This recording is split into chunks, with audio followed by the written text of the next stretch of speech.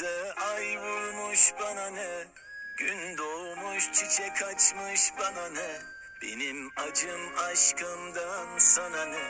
İstemiyorum gelme. Eline başkası tutmuş bana ne? Gözlerine yabancı dalmış bana ne? Benim acım aşkımdan sana ne? İstemiyorum gelme. Unuturum elbet, geri döneceğimi zannet. Ben de bittin artık sen, hesabını Tanrı'ya ver.